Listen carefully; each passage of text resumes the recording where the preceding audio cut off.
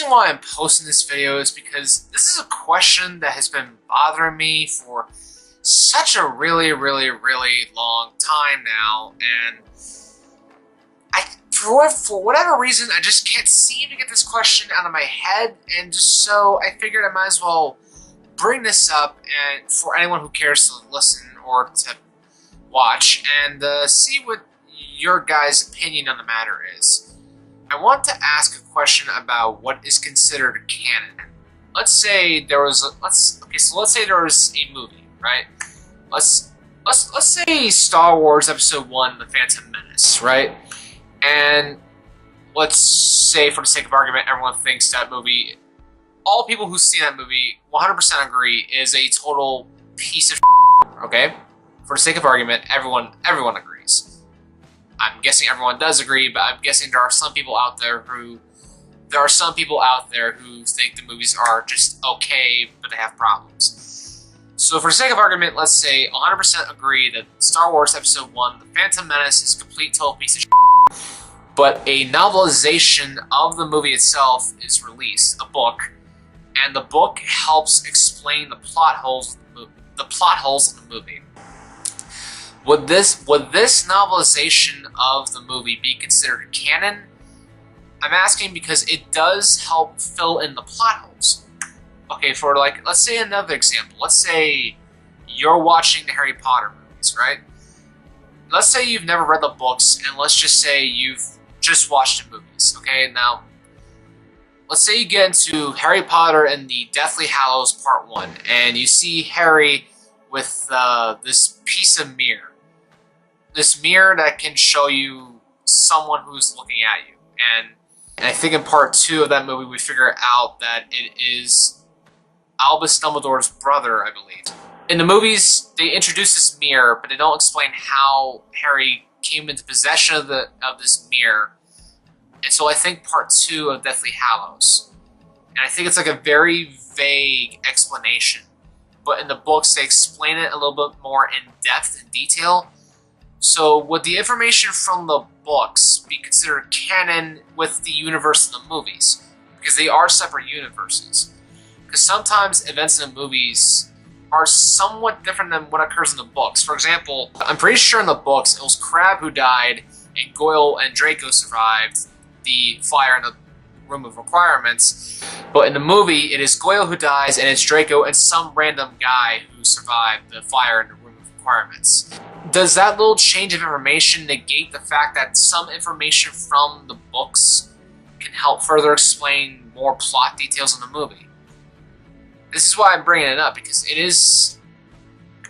You try to question what's considered canon, and what's even harder is where you have different versions of the movies, and you question which version is considered canon. Take the Halloween franchise, for example. The sixth entry in the Halloween franchise is called Halloween 6, The Curse of Michael Myers. There are two different versions of this film. There's the theatrical cut that most people know, and they consider it to be one of the weirdest entries, and it's confusing. And then there's the producer's cut version, but didn't get an official release until about a year or two ago, and they considered it the unrated producer's cut, which is ironic considering it has less gore than the actual theatrical cut does. So now you have two separate versions of the sixth entry of a franchise. You got the theatrical cut, which makes less sense, an alternate third act, and a higher body count. But then you got the producer's cut, which has more logic and reasoning, and it may have a very stupid third act ending, but at least the film's consistent and it makes sense, and it's not that gory in comparison with the tone with the rest of the franchise. And then you start questioning, well, which version is canon? Maybe I should see the film that takes place afterwards, and let's see which version they will consider canon. You try to do that with Halloween, but the thing is, after the sixth entry, the producers of this franchise decide, you know what, let's just skip entries 3, 4, 5, and 6, and let's just say H2O, the 7th entry, just takes place after Part 2. what the f- like, let's say if we wanted to bridge the gap between Halloween 6 and Halloween 7, H2O, 20 years later. Which version of Halloween 6 would we make canon if we wanted to merge all the timelines together? Would it be the producer's cut, which has a less body count but a more coherent plot? Or would it be the theatrical cut, which has a less coherent plot, a higher body count, and a really up third act that makes no sense with the rest of the movie? Not too many people take what is considered canon into account when they do like multiple different levels of sequels and prequels. I mean, for example, John Carpenter's The Thing, released in 1982. That was just one film, and it was a remake.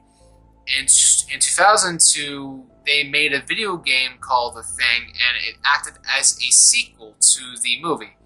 And I believe John Carpenter himself considered the video game to be canon with the original film, and considered it to be a proper sequel.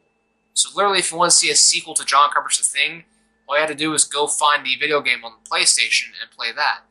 But then you got the prequel / reboot that came out in 2011 starring Mary Elizabeth Winstead. It acts as a prequel, but the events of that movie kind of alter and somewhat negate. So which one's considered canon? Would the video game be considered canon and the prequel movie just be considered non-canon?